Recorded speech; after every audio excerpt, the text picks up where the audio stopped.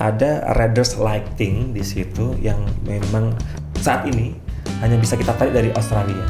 Selain itu mereka akan membawa alat-alat sendiri.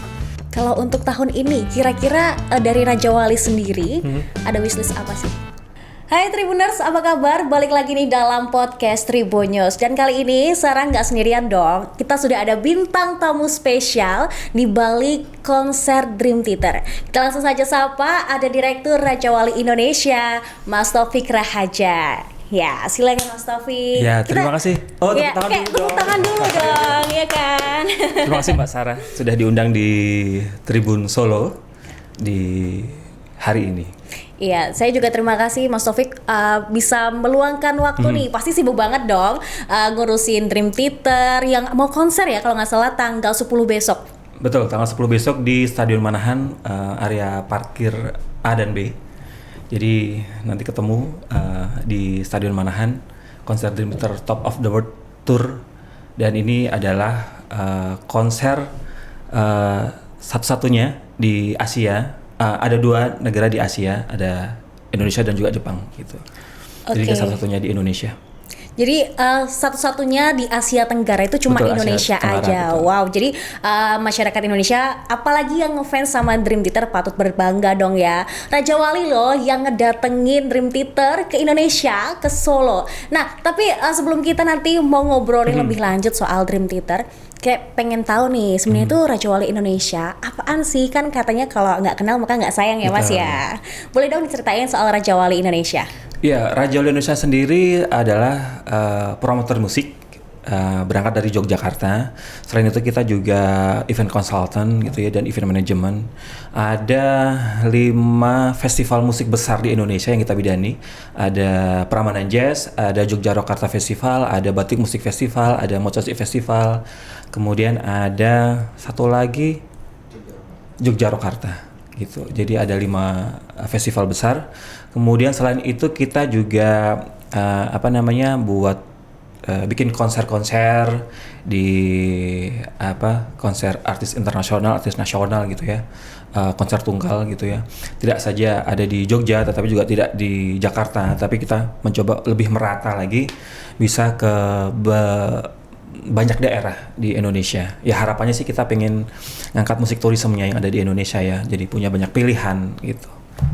Oke, jadi kalau kalian pengen tahu Raja Wali Indonesia tuh apa sih? Jadi kayak sebuah promotor gitu. Kalau kalian tahu konsernya Westlife, terus Mariah Carey yang ada di Indonesia ini, nah promotornya adalah Raja Wali Indonesia. Hebat banget nggak tuh, ya kan? Wow, ini artis-artis besar luar negeri loh yang didatengin ke Indonesia langsung.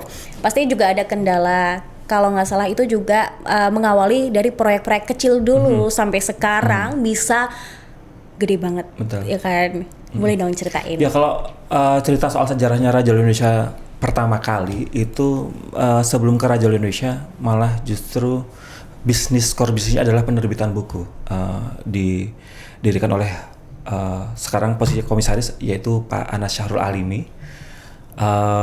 Dari mulai penerbitan buku terus kemudian dapat pekerjaan IO-an musik gitu ya, bikin konser, dan dari situ mulailah satu persatu konser kita buat gitu ya. Raja Indonesia dari mulai 2008 kemudian mulai berangkat ada konser secara agenda agak lebih banyak gitu. Kita yang pertama kali menggabungkan ada Glenn Fredly, almarhum Glenn, kemudian ada Tompi, ada Sandi Sandoro untuk gabung menjadi Trio Lestari. Waktu itu sih namanya belum Trio Lestari. Kita buatkan konser di beberapa kota gitu ya, tour gitu ya. Dari situ mulai intens untuk bikin konser musik. Tapi kalau ngomongin soal festival musik, baru Prambanan Jazz Festival adalah festival musik terlama kami. Itu tahun ini adalah tahun ke-8. Itu mulai dari 2015 gitu. Pertama kali di Candi Prambanan, di line up-nya waktu itu masih Kenny G dan beberapa artis Indonesia gitu. Oke, jadi emang berawal dari proyek kecil lalu sampai ngehandle Prambanan Jazz. Betul. Ya selama 8 tahun loh. Nah, kalau cerita soal Prambanan Jazz yang kita pasti udah hafal banget setiap tahunnya hampir ada gitu. Ada nggak sih treatment khusus ketika membuat Prambanan Jazz dari tahun ke tahun supaya lebih istimewa gitu? Ya kalau sebenarnya sih cerita Prambanan Jazz itu juga agak sedikit unik. Jadi kayak semacam ada sedikit kecelakaan gitu ya.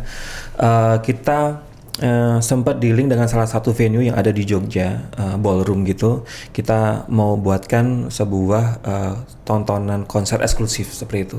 Kita kontak Kenny G untuk didatangkan.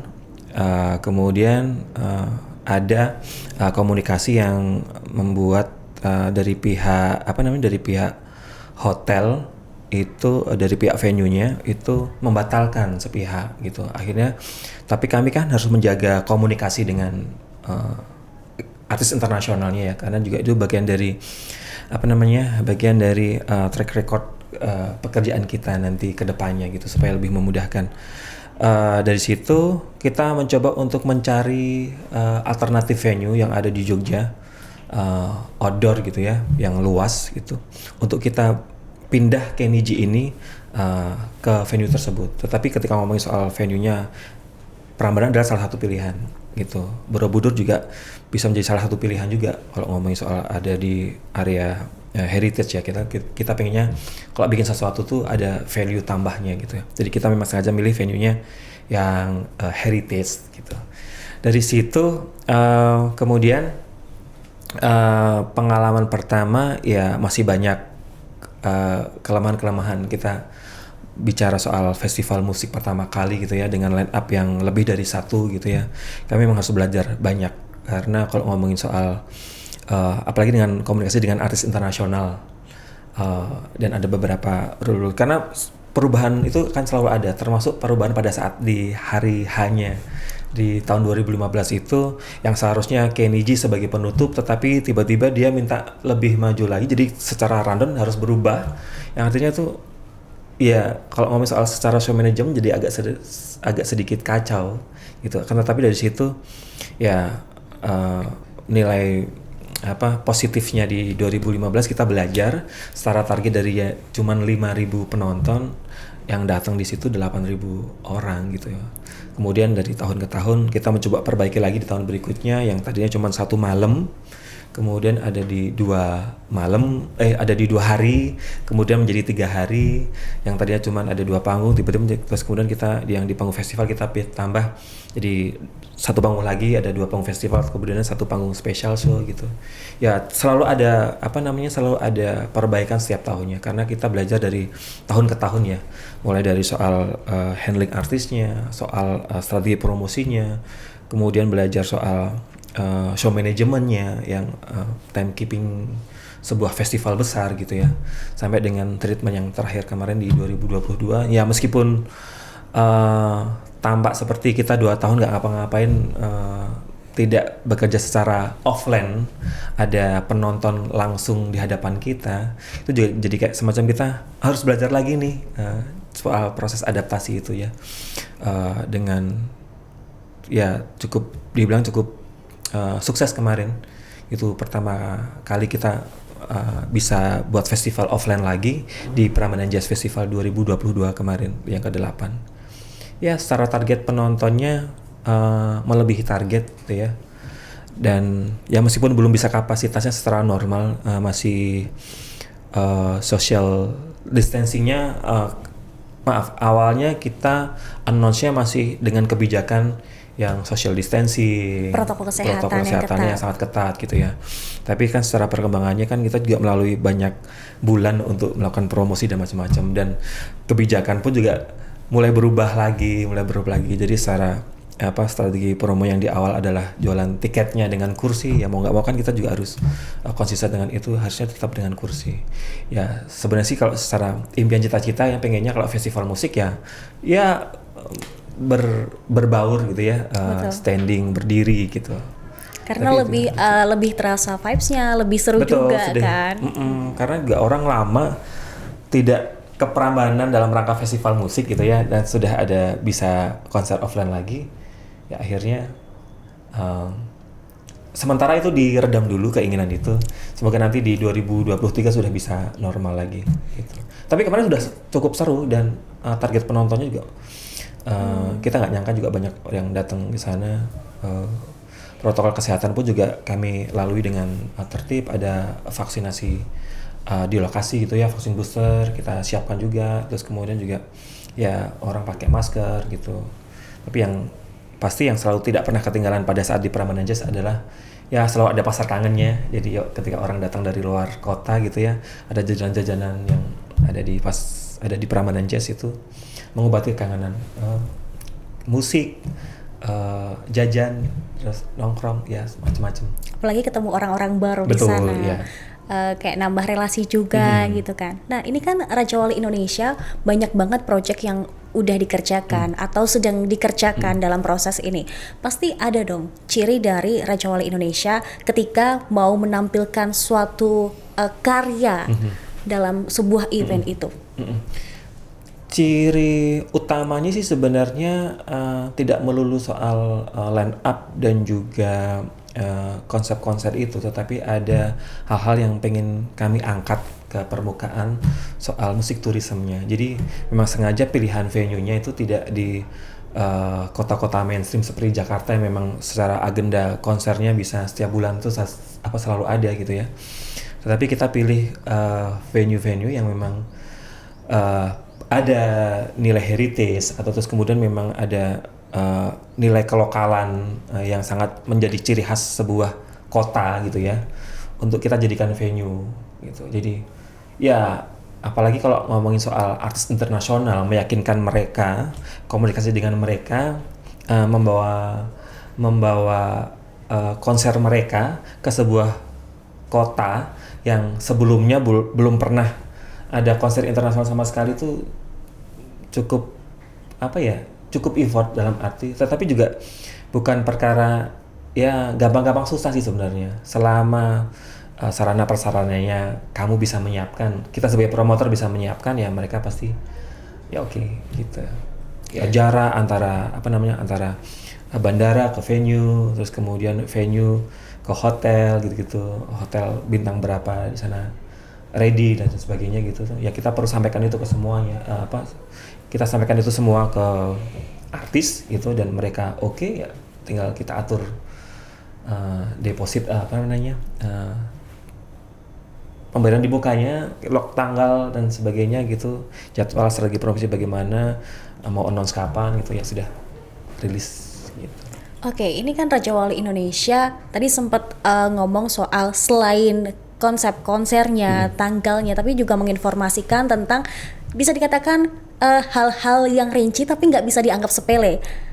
Akses, deket mana, tapi itu juga nilai plusnya di announce juga kepada para penonton atau fans-fans yang mau nonton ke konser. Jadi kalau misalkan kalian besok itu ada konser Dream Theater, Raja Wali juga sudah menginformasikan cara mengaksesnya ke venue seperti Betul. apa gitu. Jadi kayak mungkin terlihatnya cuma mendatangkan saja, tapi ternyata nggak semudah itu gitu ya. Iya, betul. Jadi kan ya apalagi ketika kita melakukan komunikasi dengan agensi artis internasional ya, hal yang detail itu menjadi pertimbangan mereka, karena ada offering sheet, jadi kayak semacam lembar penawaran ketika kita mau bidding artis internasional seperti itu, pasti ada ada beberapa hal yang mereka pengen tahu. Pernah bekerja sama dengan agensi artis internasional siapa saja, apa nama agensi artisnya, siapa nama kontak personnya disebut di situ. Kemudian juga pernah mengundang artis internasional siapa saja gitu.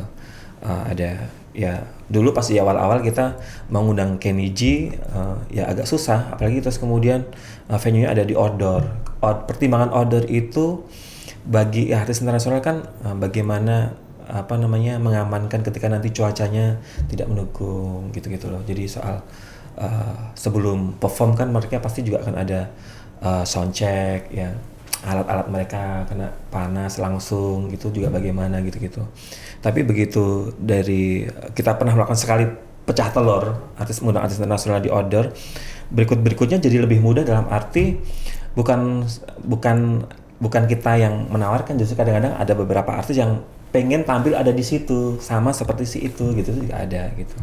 Jadi ya beberapa kali kita sempat melakukan negosiasi dengan artis internasional ketika membawa tur. Secara konsep turnya misal harus ada LED stage di belakang di belakang panggung gitu. Tetapi karena kita pengen mengekspos ada Candi Prambanannya, ada Candi Borobudurnya, kita perlu negosiasi bahwa bisa nggak yang backstage LED backstage-nya itu LED belakangnya itu dihilangkan gitu. Jadi supaya kita bisa benar-benar ekspos si candinya gitu ya, ekspos background gitu. Itu yang kami lakukan untuk ya kalau ngomongin soal karakter Raja Indonesia pernah bikin itu ya ada value-value soal ngangkat heritage-nya gitu juga.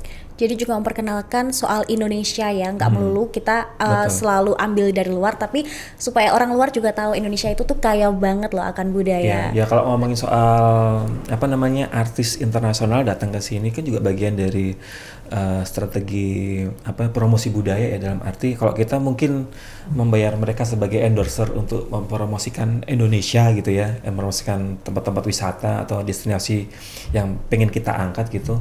Kalau membayar mereka saja gitu kan jadi cuman sayang. Tapi ketika kita undang sebagai artis tampil show gitu ya di depan sebuah misalkan di Candi Prambanan gitu ya, artinya mereka secara suka rela pasti akan mereka dengan bangga juga posting di sosial media mereka gitu sedang ada di Candi Prambanan. Itu juga bagian dari ya secara gratis kita dapat impactnya, dapat promosinya gitu ya, yang kita tidak perlu bayar mereka sebagai endorser untuk posting dong ini ya, secara nggak langsung. Betul, secara tidak langsung kan mereka pengen banget ya datang ke tempat yang aku juga baru pertama kali di Prambanan, ternyata foto di situ, posting di ininya mereka gitu.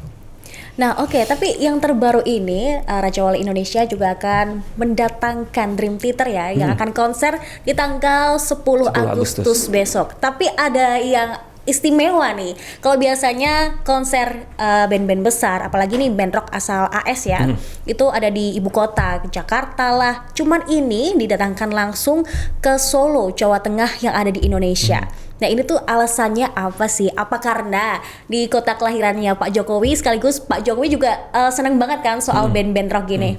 Ya sebenarnya sih kalau ngomongin soal konser Dream Theater di tahun 2022 ini adalah ya bisa dibilang adalah postpone konser Dream Theater yang kita pengen bikin di tahun 2020 gitu. Tapi waktu itu 2020 kena badai pandemi, kemudian kami harus postpone. Menunggu postpone-nya itu memang cukup waktu yang lama. Jadi selama 2 tahun terakhir saya mencoba untuk komunikasi intens dengan mereka untuk dapetin jadwal, tapi juga nggak pernah ada jadwal yang melipir-melipir ke Asia gitu ya. Nggak ada, dari Australia pun juga belum yang ini. Tetapi ya barengan sama yang album kali ini mereka mau nih gitu. Jadi justru malah sebelum berangkat ke Jepang mereka mampir ke Indonesia dulu, baru terus kemudian nanti ke Jepang gitu. Kalau ngomongin soal pilihannya kenapa ada di Solo, sebenarnya ya ada obrolan santai sebelum ini ya. Jadi sebelum pilihan ada di Solo dan sebelum Mas Wali Kota sebagai Wali Kota gitu. Oke, Mas Gibran sebagai Wali Kota Solo ya. Wali Kota Solo gitu ya. Kan pengen ada jadi semacam musik tourism. Tadi balik lagi soal musik tourism gitu yang pengen kita angkat gitu ya. Dream Theater di 2017 juga pernah kita buat di Kridosono pada waktu Jogja Rokarta Festival. Kemudian kita pengen bikin sesuatu yang nggak narik yang dari tadi yang postpone dari Jakarta, memang bisa sempat ditawarin ke Mas Gibran, mau nggak Mas ini mampir ke Solo gitu. Itu tadi yang sempat saya cerita di awal soal perlu meyakinkan agensi artis internasional untuk mereka mau berangkat ke sebuah kota untuk mereka bikin konser turnya di sana gitu. Itu tadi soal uniknya, bukan unik ya. Cerita serunya adalah kita tuh agak cukup waktu lama untuk menentukan rute penerbangan mereka untuk berangkat ke Solo. Yang tadinya dari pihak mereka tuh mencoba untuk mencarikan rute penerbangan ke Solo tuh lewat apa saja, apakah lewat Solo bisa, lewat Jogja apakah bisa dan sebagainya. Akhirnya terus kemudian pilihannya mereka turun di Jakarta, kita siapin sleeper bus dari Jakarta ke Solo, dan kami juga kasih estimasi waktu kira-kira kalau sleeper bus itu berapa lama gitu, dan mereka oke dengan itu. Ya sudah, akhirnya confirm mau tampil. Ya kita dapatnya tanggal, kenapa juga nggak di weekend, kenapa bikin konsernya di tengah weekdays gitu ya, karena daripada tidak sama sekali juga. Dan akhirnya terus kemudian ya sudah, ini kan kami menjawab fansnya Dream Theater yang sudah nunggu lama 2 tahun, yang mereka sabar tidak melakukan refund tiket mereka, dan mereka juga bisa nonton lagi di konser 2022 ini. Nah oke, jadi kan ini kali kedua Raja Wali Indonesia mendatangkan Dream Theater ya. Kalau dulu di tahun 2017, apa nih bedanya Mas di tahun 2017 dan juga di tahun ini gitu? 2017 bedanya, kalau bedanya di 2017 sebenarnya Dream Theater sebagai headliner di Festival Yogyakarta ya, gitu. Cuman kalau yang ini adalah konser tunggalnya Dream Theater, bagian dari tour albumnya yang terakhir gitu. Yang bedanya lagi di 2017 mungkin akan banyak sekali dramanya, karena sebenarnya sih kalau ngomongin soal cerita 2017 Dream Theater itu adalah cerita, iya, buat kami yang bekerja di Raja Wali Indonesia itu jadi bagian dari cerita seru, pengalaman seru gitu ya. Karena awalnya itu Dream Theater kita mau set festivalnya itu ada di Candi Prambanan. Cuman karena ya kalau kita ngomongin soal Candi Prambanan gitu ya, pasti ada banyak bagian-bagian yang memang merasa memiliki, dan apalagi kalau ngomongin soal konser rock di Candi gitu kan, pasti ya pro dan kontranya akan pasti selalu ada gitu. Daripada terus kemudian pro dan kontranya berlarut-larut dan terlalu lama gitu ya. Dan apalagi ini juga sudah sempat viral waktu itu di sosial media. Pilihan terbaik adalah ya sudah, kita memindah di H-2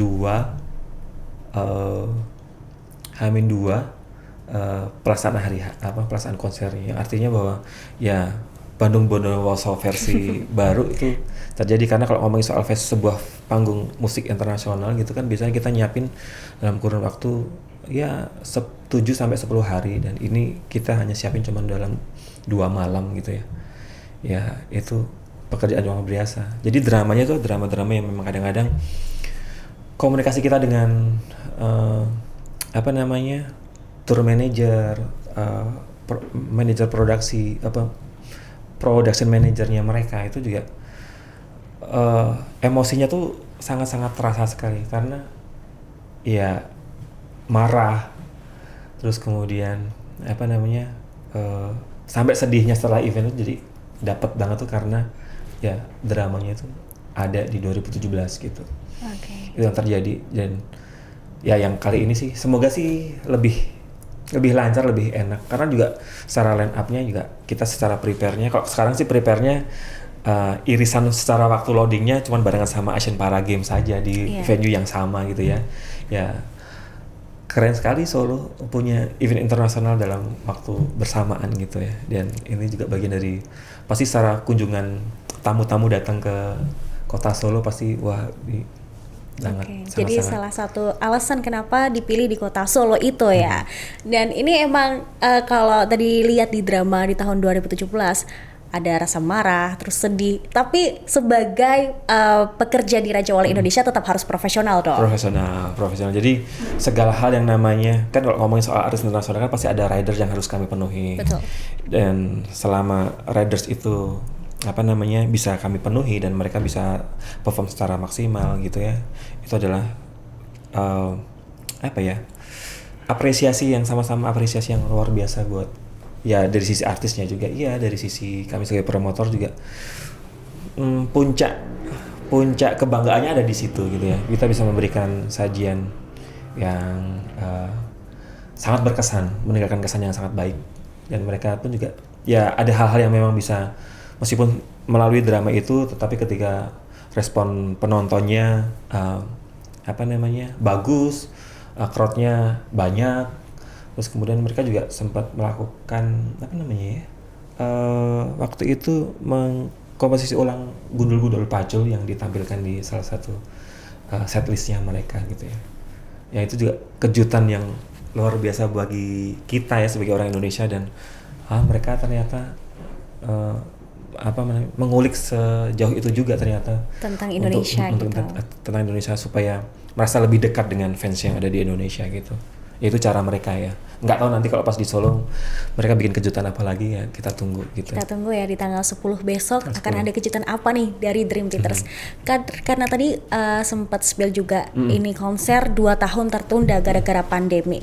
Ya kan. Lalu ketika akhirnya ditentukan tanggal Dream Theater untuk konser di Solo Indonesia di tanggal 10 besok, gimana respon para ya mungkin yang sudah beli tiket, yang sampai nggak refund juga? Antusiasmenya seperti apa sih? Antusiasme sih tentu saja mereka sangat senang sekali ya. Ya meskipun secara waktu ada beberapa yang memang memilih untuk tetap mempertahankan tiket mereka, tetapi juga ada yang memilih untuk refund karena mungkin secara jadwal juga tidak bisa punya kesempatan gitu. Respon mereka positif, mereka sangat senang sekali, dan akhirnya setelah menunggu 2 tahun yang jadi kayak semacam harap-harap cemas jadi atau enggaknya, kalau enggak nanti bagaimana kejelasannya gitu. Dan ketika sudah muncul tanggalnya pasti 10 Agustus itu, ya kabar gembira buat semuanya, kabar gembira juga buat kami juga akhirnya. Terus kemudian ya sudah, yang daripada komunikasi yang sangat lama di email yang sudah sampai beberapa subjek di email itu, ya akhirnya sekarang tinggal ngobrolin soal lebih ke teknis koordinasi dengan mereka ya, lebih ke ngomongin soal makan lunchnya nanti apa, dinernya apa, terus nanti produksinya nanti detailnya bagaimana, seperti itu sih. Ngomongin soal makanan di Solo itu kan kulinernya banyak banget. Dream Theater sendiri tuh para personilnya sempat kepo nggak sih soal Solo tuh kayak gimana sih, atau kulinernya tuh apa aja selain mereka fokus pada konser nanti? Iya, seperti biasanya mereka meminta kita sebagai promotor untuk memberikan rekomendasi apa sih yang kalian suggest pada saat nanti kami sudah berada di Solo gitu ya. Jadi ada menu-menu ya, ada beberapa kami buat set-set menu gitu untuk mereka jadikan pilihan gitu.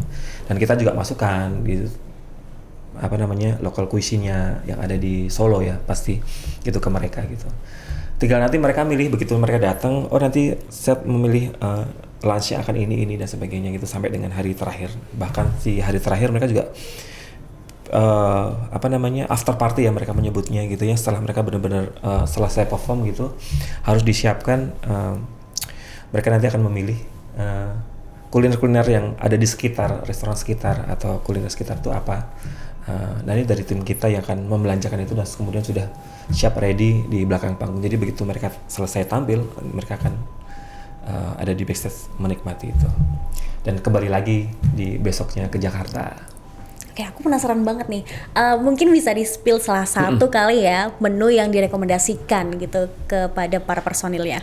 Kemarin yang sempat kita ada Indonesian menu ya, ada Indonesian menu. Kemudian ada menu-menu Solo juga gitu. Tentu saja ada timlonya gitu loh. Kemudian kemarin ada banyak sih kemarin yang kita sempat kirimkan ke mereka supaya mereka memilih. Kita juga minta rekomendasi dari beberapa orang yang ada di Solo ya, untuk kita buatkan gitu, untuk kita kirimkan ke mereka dan mereka akan memilih. Ya itu lokal cuisine, snack dan sebagainya nanti kita juga minta. Kalau snack sih biasanya nanti akan kita siapin di backstage ya. Ngomongin soal persiapan kan butuh waktu, tidak cuma panjang banget gitu ya. Panjang banget.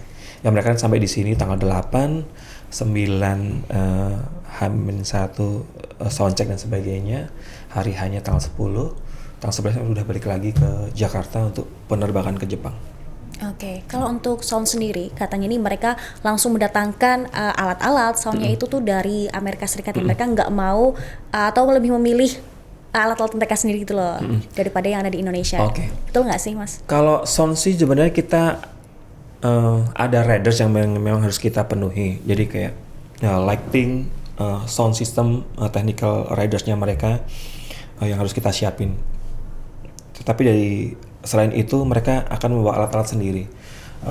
Konfirmasi sudah ada 25 box yang sudah sampai di Jakarta dan tinggal dikirim nanti pada saat jelang ya tanggal 8 tuh sudah sampai di sini, tanggal 9 sudah set up, sudah serah terima dengan mereka. Cuma yang unik ini yang salah satu membuat komunikasinya jadi sedikit lebih panjang itu adalah ada riders lighting di situ yang memang hanya bisa saat ini hanya bisa kita tarik dari Australia, yang ada di Australia. Nggak tahu bentuknya lightingnya seperti apa. Nah nanti lihat saja di tanggal 10 Agustus di Stadion Manahan gitu ya. Ya ini lighting dari Australia, ya tentu saja kalau ngomongin soal lighting dari Australia, cost dan produksi gitu pasti ya memang harus dipenuhi ya. Harus dipenuhi ya karena mereka kan konfirmasi ya mereka sudah memberikan tanggal waktu start di 10 Agustus terus kemudian ya setidaknya apa yang mereka, karena kami sudah mencoba untuk counter mereka gitu ya untuk beberapa kasih opsi pilihan gitu dan mereka tetap menginginkan itu. Ya sudah ya selama itu bisa kita penuhi dan kita bisa komunikasi sama mereka ya sudah akhirnya ya terjadilah tanggal 10 Agustus itu. Jadi muncul tanggal 10 Agustus itu ketika yang ridersnya itu sudah ready semua. Oke, kamu ada di sana. Apa namanya? Secara speknya Indonesia punya. Lighting juga ini ada, Indonesia ada. Yang ini nggak ada, berarti memang harus dicarikan. Tolong kamu carikan di dekat-dekat di Indonesia mana yang ada gitu. Tapi dari Australia gitu. Yang lainnya sih so far aman ya. Oke. Gitu. Berarti memang harus dipenuhi juga. Ketika lightingnya itu sudah ready, maka terbitlah tanggal di 10 Agustus iya, itu betul. Ya. Berarti mungkin bisa ditarik kesimpulan lightingnya ini yang ditunggu-tunggu juga gitu, yang terpenting ya. Lighting yang ditunggu, ya mungkin bisa jadi lighting itu juga akan menjadi bagian dari performance mereka ya. Selain ada beberapa technical riders, materi LED yang ada di belakang, nanti seperti apa mereka sudah kirimkan materinya untuk dilihat di preview, kemudian juga secara spek LED-nya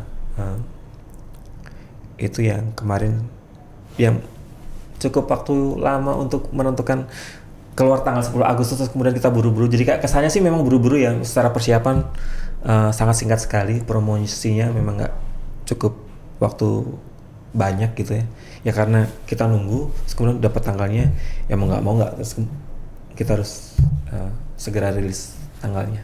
Kalau untuk target tiket berapa sih? Kalau secara kapasitas ada di 10.000. Pembeli tiket lama itu kalau pembeli tiket lama sebenarnya sih itu yang tidak melakukan refund ada 1.800. Kemudian sampai sekarang itu sudah di 50% ketambah 1.800, sekitar sudah ada 7.000. Itu sisanya ada beberapa tiket yang tidak semuanya ada di tiket apa saja, tetapi juga nanti bisa ada beberapa program-program tiket dengan para sponsor gitu yang sisanya itu. Jadi so far sih tiket masih bisa didapatkan di tiketapasaja.com. Oke, kalau untuk persiapannya ini kan tadi dibilang persiapannya emang agak mepet ya dibanding mungkin project-project yang lainnya gitu. Sejauh apa sih untuk saat ini? Sejauh sudah kalau secara persiapan karena kita memang barang-barang belum ada di sana semua ya, belum ada di venue gitu ya. Ya bisa dibilang sudah 70% ya komunikasi kita clear dengan mereka, tinggal mengkonfirmasi jadwal loading, jadwal dengan mereka. Ya tinggal perintilan-perintilan, tetapi itu juga bagian dari sesuatu. Kalau tidak ada itu pasti juga nanti akan mengaruhi penampilan mereka ya. Mereka juga pasti secara logistik mereka di sini butuh makan, ya bagian dari hospitality, kendaraan, bisnya gitu ya. Cuman hal-hal yang perlu kita konfirmasi lagi ke para vendor gitu. Selama ini berarti untuk menunggu sampai hari H ya, cukup berkomunikasi secara intens dong Betul. ya Pak untuk Betul. ke pihak Dream Iya, Theater sendiri. apalagi kalau kita ngomongin soal jam jam efektifnya gitu ya, kan kebalikan dengan kita ya. Jadi saya otomatis mungkin kalau agak punya lingkar hitam di mata mungkin karena memang sering begadang, karena di saya mencoba komunikasi dengan mereka itu mulai dari jam 8 malam sampai dengan jam 6 pagi. Itu adalah waktu efektif mereka. Ketika saya kirimkan email pasti akan dibalas sama mereka. Ya pasti ada waktu yang saya juga lelah tidur gitu, terus kemudian juga jadi skip. Saya kirim siangnya, nanti balasnya pasti ada delay waktu karena mereka pasti kan waktu istirahat. Tapi ketika di jam-jam itu ya pasti akan fast respon. Saya kirim apa nanti dia akan reply gitu. Jadi agak sedikit kebalikan sih waktunya di sini. Jadi perjuangannya sih itu ya, semoga nanti di tanggal 10 bisa memberikan mereka juga bisa memberikan penampilan terbaik mereka di Solo. Totalitas semangat ya Raja Wali Indonesia ini sampai Mas Taufik nih sebagai direktur meluangkan waktu tidur ya. Ya karena apa ya, dari awal sih memang komunikasinya dengan saya juga dengan Pak Anas waktu itu dan intens. Ada beberapa hal yang memang sudah kami coba delegasikan ke tim divisi yang terkait. Ada soal hospitality, produksi, kemudian nanti yang lain soal media dan macam-macam gitu. Tapi ada beberapa hal yang memang harus saya kawal secara langsung ke pihak artis manajemen dan juga agensinya, tour manajernya gitu. Jadi yang pengennya sih nggak ada celah, dan apalagi ketika kita mendapati yang namanya riders gitu kan pasti juga banyak sekali persepsi berbeda membaca sebuah riders gitu ya, supaya ini benar nggak kayak gini maksudnya gitu. Jadi saya sering ngumpulin tim gitu untuk coba membedah riders, terus kemudian dari riders itu supaya nanti pada saat mereka sudah sampai di sini yang mereka minta sudah tersedia gitu aja. Untuk antisipasinya sendiri di konser besok tanggal 10 apa aja nih Mas? Termasuk juga keamanannya ya? Kalau soal keamanan, yang pasti kami menyiapkan selain terkait soal izin keramaian yang itu didukung oleh polisi, kami juga menyiapkan terkait soal security personal yang akan nempel ke mereka. Kemudian juga bagian dari standar penyelenggaraan event di masa pandemi gitu ya, bahwa protokol kesehatan juga tetap masih berlaku, masker gitu. Kemudian juga bagian dari, kalau kita ngomong soal event juga bisa menjadi bagian dari campaign vaksinasi gitu ya. Jadi kami juga tetap menyiapkan vaksinasi di lokasi gitu. Bagi yang memang belum vaksin kedua, mau vaksin booster di sana juga bisa disiapin gitu juga. Ya kadang-kadang juga orang bisa vaksin gitu ya, mumpung karena ada kesempatan, ada di situ dekat, terus kemudian kami sudah siapkan di sana bekerja sama dengan dinas terkait yang ada di kota tersebut. Jadi kayak semacam harapannya sih nanti semakin bisa ramai lagi event-event offline gitu ya di 2023 ya, syukur-syukur sudah bisa kembali normal lagi gitu ya, sudah tidak lagi dengan ya sekarang kan sebenarnya juga sudah mulai kabar baik gitu ya, konser offline dengan kapasitas yang lebih daripada 1.000 gitu kan sudah bisa terselenggara. Itu juga buat kabar baik bagi kami sebagai pelaku event ya. Dan ini juga dirasakan banget buat promotor-promotor yang ada di Jakarta, di daerah-daerah juga ya. Berarti ketika kemarin pandemi lagi naik-naik banget COVID-nya, apa nih imbasnya langsung ke para promotor terkait imbas psikologis, materi. Karena nggak bisa ngapa-ngapain, nggak bisa cari duit gitu. Nah itu yang utama ya. Psikologis itu dalam arti istilahnya orang yang akhirnya bisa tetap setia, berjuang bersama untuk tetap bekerja tetap di event gitu kan akhirnya. Tapi ada beberapa juga yang akhirnya memutuskan untuk banting setir, pilih pekerjaan yang lain gitu. Ya saya cukup apresiasi buat tim yang memang secara konsisten kita berjuang tuh dalam arti karena setelah proses 2 tahun pun juga kita mencoba untuk bikin sesuatu, tetapi karena dengan adanya regulasi yang baru gitu, akhirnya terus kemudian belum bisa, kita coba mundurin lagi, belum bisa, kita coba. Jadi itu juga bagian dari perjuangan yang sangat panjang, dan akhirnya begitu sampai ada forum komunikasi Asosiasi Promotor Musik Indonesia, kemudian ada pekerja event gitu yang mencoba untuk merumuskan bagaimana supaya event offline bisa tetap terselenggara dengan syarat-syarat yang kemudian itu bisa jadi semacam buku panduan yang disusun oleh Kemenparekraf gitu, yang diturunkan untuk ke beberapa sub-sub bisnis lainnya gitu ya. Itu juga bagian dari perjuangan tim di balik layar,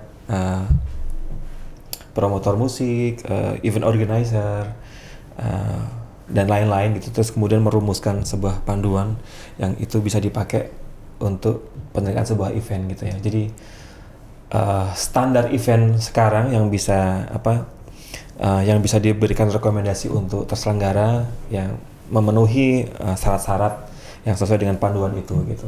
Ya itu juga bagian dari perjuangan teman-teman gitu. Ada ritual khusus nggak sih, kayak semacam kebiasaan ketika Raja Wali Indonesia ini tuh mau mendatangkan artis-artis dari luar gitu? Ritual khususnya adalah berdoa bersama, pengajian di kantor. Artis internasional ya, nggak ada ritual khusus sih sebenarnya. Ya artis internasional bisa diundang itu ya berdasarkan karena cocok sama harganya, cocok sama jadwalnya mereka untuk tur di Indonesia atau di Asia, setidaknya. Kalau tur dunia terus kemudian ngambil dari Eropa tentu saja sangat mahal, itu artinya secara cost-nya kan pasti akan sangat tinggi. Tetapi kalau bisa narik mereka pada saat ada di Asia gitu ya, secara cost-nya masih bisa di-sharing sama negara lain gitu. Itu juga salah satu pilihan bisa tidaknya dan mau atau tidaknya promotor untuk mengundang artis internasional ke Indonesia. Kemudian selain itu tadi ya syarat-syarat soal harus punya record yang sangat panjang untuk lebih mudah mendatangkan artis internasional ke Indonesia. Ketika ada jaminan itu kan artinya bahwa kamu sudah pernah mengundang A, B, C, D gitu, artinya bahwa aman nih, tinggal aku melakukan komunikasi terkait soal hal-hal teknis lain gitu. Sehingga pihak artis dan manajemen pun percaya gitu. Betul. Ya. Tapi kalau untuk Dream Theater sendiri, ini kan tahun 2020, alasannya apa sih mendatangkan mereka tuh? 2020 alasannya karena ya sebenarnya sih ada jadwal turnya mereka gitu, ada di beberapa negara waktu itu. Di 2020 jadwal turnya di Asia lebih banyak daripada yang sekarang. Sekarang kan cuman kalau di Asia Tenggara cuman Indonesia aja, di Asia ada Jepang di situ. Waktu itu ya secara komunikasi kan kita 2017 sudah pernah mengundang mereka, selalu ada kesempatan untuk mereka pada saat ada jadwal tur pasti akan menawarkan ke kami ya, ke promotor gitu, mau nggak nih bisa kamu tarik juga ketika kamu punya tanggal nggak gitu. Itu juga bisa jadi berlaku juga ketika kita pengen pun juga bisa berlaku. Ada jadwal ke Asia nggak gitu, supaya bisa kita tarik ke Indonesia gitu ya. 2017 ke 2020 jeda waktu cukup lama ya, 3 tahun gitu. Dikasih lagi ya secara fans pasti akan senang-senang aja gitu. Dan apalagi 2022 ini kalau ngomong dari rentang 2017 kan waktu yang sangat lama gitu, 5 tahun. Iya, 5 tahun. Ya, tidak tampil di Indonesia, dikasih tontonan ya harusnya ya kalau memang fans garis kerasnya Dream Theater ya harus nonton besok di tanggal 10 Agustus. Oke, jadi buat kalian nih Tribuners yang ngefans banget sama Dream Theater, soal karya-karya mereka wajib banget nonton. Karena tiketnya masih tersedia ya sampai sekarang ya? Masih tersedia. Tapi jangan sampai nanti pada saat di hari H juga masih tersedia. Semoga, tapi secara harga tiketnya pasti akan menyesuaikan di hari H, on the spot harga tiketnya. Sekarang masih tiket reguler gitu, jadi 750 dan juga 1 juta di luar pajak daerah, pajak pendapatan daerah dan juga admin fee. Ini berarti ada rencana dong kalau misalkan nih para netizen atau orang-orang Indonesia yang pengen banget mendatangkan artis nih dari luar, bisa mengabulkan nggak kira-kira? Wishlist ya? Ya. Ya wishlist tuh ada wishlist yang memang kita menyesuaikan marketnya gitu ya. Nanti silahkan mungkin di follow Raja Wali Indonesia Instagramnya, di situ kasih aja komentar-komentar apa gitu ya, pengen datengin atau DM gitu. Di situ kadang-kadang juga jadi bagian dari pertimbangan kami memilih artis Indonesia, artis internasional untuk datang ke Indonesia. Kemudian ya kami sendiri juga punya wishlist, pengen datengin siapa, itu juga punya banyak wishlist yang pengen kita undang ke Indonesia gitu ya. Kalau untuk tahun ini, kira-kira dari Raja Wali sendiri ada wishlist apa sih untuk mendatangkan tamu ya? Boleh dong ya kan, dibocorin sedikit gitu. Yang sudah pasti, yang sudah confirm adalah Westlife. Kalau artis internasional, kalau belum confirm kami nggak berani announce gitu, karena kan ada tanggung jawab yang harus kami jaga dengan mereka gitu ya. Tapi ada beberapa yang sedang tahap komunikasi gitu ya. Tahun depan juga kita sudah ada agenda juga gitu di festival-festival kita. Semoga festivalnya sudah mulai jalan, tidak cuma Prambanan. Tahun kemarin Prambanan Jazz, tahun ini ada Prambanan Jazz juga Yogyakarta, teman Yogyakarta, Prambanan Jazz dan juga Yogyakarta, artis Indonesia semua. Semoga tahun depan kita sudah punya artis internasional untuk didatangin. Yang tahun ini artis internasionalnya itu tadi ya Westlife. Yang lain lagi masih nunggu. Oke, kita tunggu nih. Apalagi kejutan update-nya dari Raja Wali Indonesia. Karena artis-artisnya siapa sih yang nggak tahu gitu track recordnya ya kan. Nah, untuk harapan di konser besok Agustus apa nih? Harapannya besok di konser Agustus,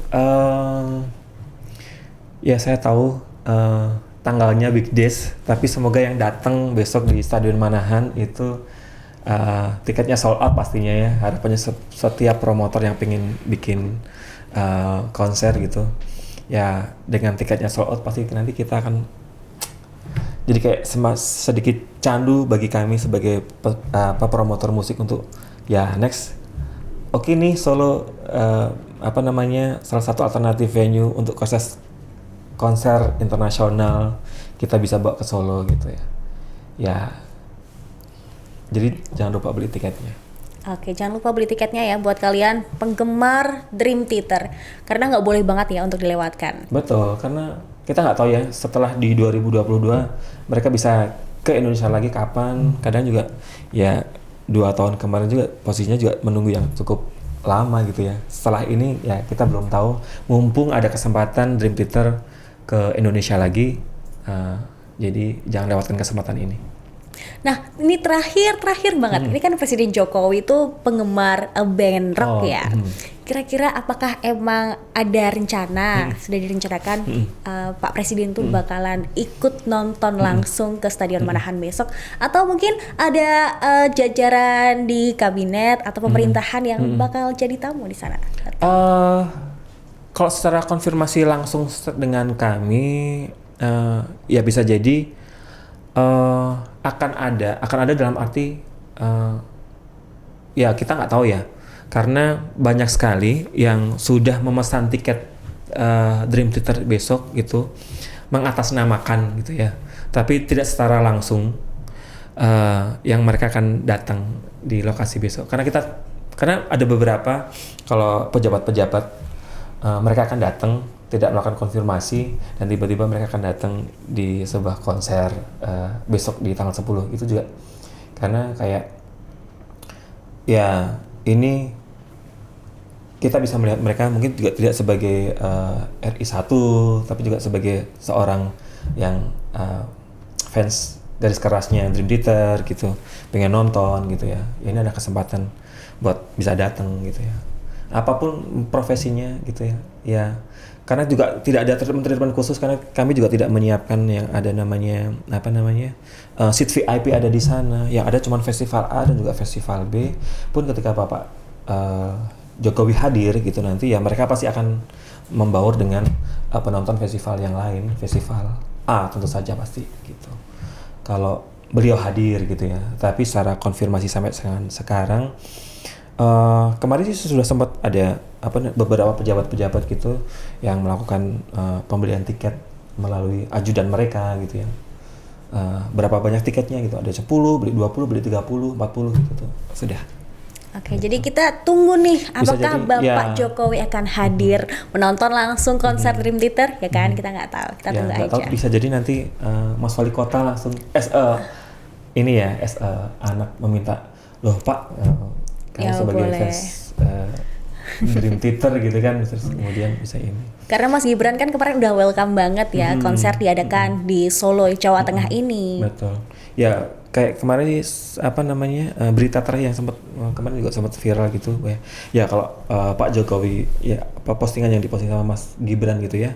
Ya kalau Pak Jokowi nonton ya harus beli tiket gitu ya. Ya artinya memang ada beberapa kemarin sempat konfirmasi ke kami ada pembelian tiket itu entah itu dari jajaran kabinet atau jadi jajaran di kepala daerah yang akan datang ke Solo untuk nonton Dream Theater ya sangat memungkinkan untuk bisa hadir gitu. Tapi kita tunggu saja ya itu, tapi tidak ada secara treatment khusus dari kami dari pihak kami promotor untuk menyiapkan, tetapi yang ketika mereka datang ya akan sebagai penonton sama seperti yang lain berbau dengan festival gitu, dengan festival.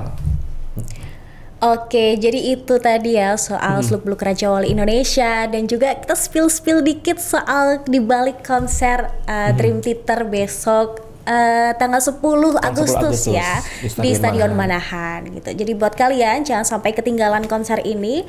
Kalian kalau misalkan pengen tahu informasi terbaru lainnya soal konser Dream Theater itu bisa ke Instagramnya Raja Wali Indonesia ya. Betul, @rajawali_indonesia. Itu jadi update-nya di sana. Ya, secara update agendanya seluruh event Raja Wali Indonesia di sana. Kecuali yang festival nanti ada akun festival sendiri. Oke, baik, terima kasih Mas Taufik untuk Terima kasih Mbak Sarah, waktunya bisa tim bincang-bincang dari di Tribun News Tribun hari ini. News. Oke, semoga lancar terus ya untuk proyek-proyek di Raja Wali Indonesia, termasuk yang terpenting yang terdekat ini proyek Dream Theater gitu. Amin. Terima kasih Mas Taufik. Terima kasih Mbak Sarah. Terima kasih sudah nonton. Jangan lupa like, subscribe, dan share ya.